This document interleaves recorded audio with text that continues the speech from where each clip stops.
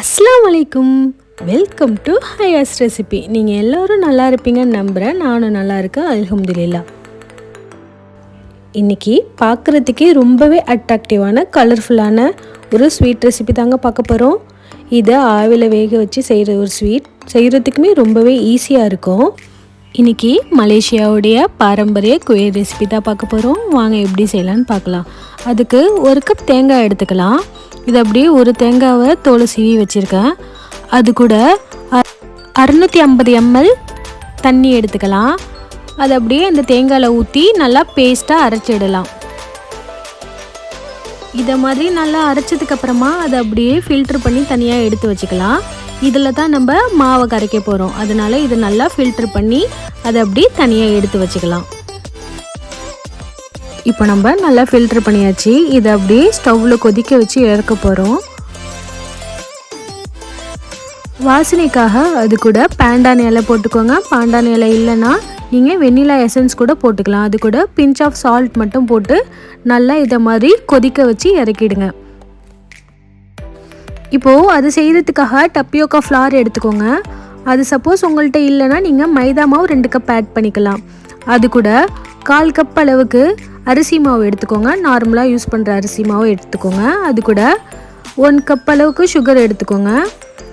இப்போ நம்ம கொதிக்க வச்சுருந்த பாலை கொஞ்சம் கொஞ்சமாக ஊற்றி கட்டி இல்லாமல் கலந்து எடுக்க போகிறோம். எல்லாம் நீங்கள் கலந்துட்டிங்களா உங்களுக்கு கட்டி கட்டியாக வந்துடும். அதனால் இது மாதிரி கொஞ்சம் கொஞ்சமாக ஊற்றி கட்டி இல்லாமல் கலந்து எடுத்துக்கோங்க.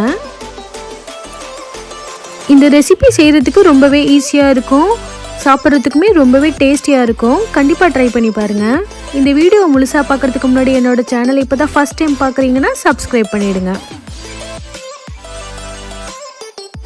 இதை மாதிரி கொஞ்சம் கொஞ்சமாக பாலை ஊற்றி கட்டி இல்லாமல் கலந்து எடுத்துக்கலாம். 2 கப் மாவுக்கு 650 ml தேங்காய் பால் கரெக்டாக இருக்கும். நீங்கள் அப்படியே ஊற்றாமல் இதை மாதிரி கொஞ்சம் கொஞ்சமாக ஊற்றி கட்டி இல்லாமல் இதை மாதிரி கரைச்சி எடுத்துக்கோங்க. இது மாதிரி தண்ணியாக தான் இருக்கும். இதை நம்ம இப்போது 6 கப்பில் ஈக்குவலாக ஊற்றி வச்சிடலாம். இதை மாதிரி நீங்கள் 6 கப்பில் ஈக்குவலாக ஊற்றி வைக்கும்போது நம்மளுக்கு அந்த அளவுகள் எல்லாமே கரெக்டாக வரும். அதனால் இதை மாதிரி 6 கப் வச்சு நல்லா ஈக்குவலாக எல்லா கப்லேயும் ஊற்றி வச்சுடுங்க. இப்போ நம்ம இதில் ஃபுட் கலர் ஆட் பண்ண போகிறோம். ஃபஸ்ட்டு நான் க்ரீன் ஃபுட் கலர் ஆட் பண்ணியிருக்கேன்.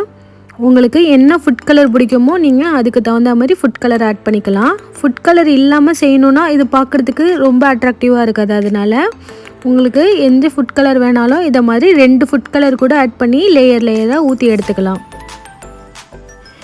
இப்போ நான் இதில் dark green, light green, orange colour, yellow colour அதை மாதிரி டிஃப்ரெண்ட்டாக ஃபுட் கலர் யூஸ் பண்ணியிருக்கேன்.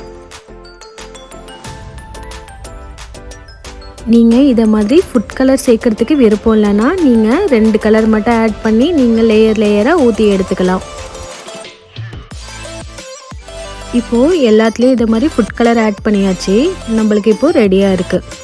இப்போ இது செய்கிறதுக்காக இதை மாதிரி ஒரு பாக்ஸ் எடுத்துக்கோங்க. அதில் கொஞ்சமாக நெய் விட்டு ஃபுல்லாக அப்ளை பண்ணி எடுத்துக்கலாம். இதை மாதிரி நீங்கள் ஈவனாக உள்ள பாக்ஸ் மட்டும் தான் இதுக்கு யூஸ் பண்ண முடியும். அதனால் இதை மாதிரி ஈவனாக உள்ள பாக்ஸ் வச்சு ஃபுல்லாக இதை மாதிரி நெய் ஊற்றி அப்ளை பண்ணிக்கோங்க. இப்போது ஒரு இட்லி பாத்திரம் வச்சு அதில் தட்டை இதை மாதிரி திருப்பி போட்டுக்கோங்க. திருப்பி போட்டு நம்ம நெய் அப்ளை பண்ணி வச்சுருந்தோம்ல அந்த பாக்ஸை வச்சுக்கலாம்.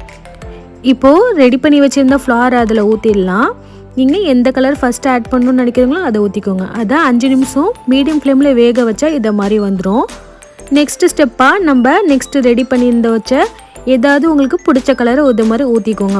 ஊற்றி ஒரு மூடி போட்டு மூடி வச்சிடலாம். திரும்பி அதையும் 5 நிமிஷம் வேக வச்சுட்டு அதுக்கு அடுத்த லேயராக நெக்ஸ்ட்டு கலரை ஆட் பண்ணிக்கலாம். இதை மாதிரி ஸ்டெப் பை ஸ்டெப்பாக 5 நிமிஷம் மீடியம் ஃப்ளேமில் வச்சு எல்லாத்தையும் நம்ம வேக வச்சு எடுக்கணுங்க. திரும்பி இது 5 நிமிஷத்துக்கு அப்புறம் ஓப்பன் பண்ணி நெக்ஸ்ட் கலரை நம்ம ஆட் பண்ணிக்கலாம். இப்போது நெக்ஸ்ட் கலராக எல்லோ கலரை நான் ஆட் பண்ணியிருக்கேன். இதேமாரி கலராக செய்யும்போது சாப்பிட்றதுக்குமே ரொம்ப இன்ட்ரெஸ்டிங்காக பார்க்குறதுக்குமே கலர்ஃபுல்லாக இருக்கும். உங்களுக்கு பிடிக்கலனா நீங்கள் நார்மலாக 2 கலர் யூஸ் பண்ணி மட்டும் நீங்கள் செஞ்சுக்கலாம். நெக்ஸ்ட் லேயராக இது மாதிரி பிங்க் ஊற்றி 5 நிமிஷம் மீடியம் ஃப்ளேமில் வேக வச்சு எடுத்துக்கலாம். இப்போது அது வெந்ததுக்கப்புறமா லாஸ்ட் லேயராக நம்ம ரெட் கலர் ஊற்றிருக்கோம். ரெட் கலர் ஊற்றி இந்த லேயருக்கு மட்டும் நம்ம 20 நிமிஷம் வேக வைக்க போகிறோம். ஏன்னா எல்லாமே சேர்ந்து 20 நிமிஷம் நம்மளுக்கு குக் ஆகி வரும். 20 நிமிஷத்துக்கு அப்புறம் நம்மளுக்கு ஓப்பன் பண்ணி பார்த்தா இதை மாதிரி எல்லாமே ஈவனாக குக் ஆகிடும். அதை நல்லா ஆறுனதுக்கப்புறம் நம்மளுக்கு ஈஸியாக இதை மாதிரி எடுக்க வரும். இதை அப்படியே நம்ம கட் பண்ணி வச்சு சர்வ் பண்ண வேண்டியதுதான். எவ்வளோ பர்ஃபெக்டாக வந்திருக்கு பாருங்கள். இதை மாதிரி கத்தி வச்சு நல்லா கட் பண்ணி எடுத்துக்கோங்க. நீங்கள் இந்த வீடியோ ஃபஸ்ட் டைம் பார்க்குறீங்கன்னா மறக்காமல் கமெண்ட் பண்ணுங்கள். இது வந்து மலேசியாவோட ஒரு ட்ரெடிஷ்னல் ரெசிபி தாங்க, குவே ரெசிபி. இது சாப்பிட்றதுக்கு ரொம்பவே டேஸ்டியாக இருக்கும். அந்த தேங்காய் பால் ஸ்மெல்லோடு சாப்பிடும்போது நம்மளுக்கு ரொம்பவே வாசனையாகவும் டேஸ்ட்டாகவும் இருக்கும். கண்டிப்பாக ட்ரை பண்ணி பாருங்கள். என்னோடய சேனலை இப்போ தான் ஃபஸ்ட் டைம் பார்க்குறீங்கன்னா மறக்காமல் சப்ஸ்கிரைப் பண்ணிவிடுங்க. இந்த வீடியோ பிடிச்சிச்சின்னா ஒரு லைக் கொடுத்துருங்க. கண்டிப்பாக இந்த வீடியோ எல்லாருக்கும் பிடிச்சிருக்குன்னு நம்புகிறேன். இதை மாதிரி நெக்ஸ்ட் ஒரு இன்ட்ரெஸ்டிங்கான வீடியோவில் நம்ம மீட் பண்ணலாம். இந்த வீடியோவை லாஸ்ட் வரையும் பார்த்ததுக்கு தேங்க்யூ.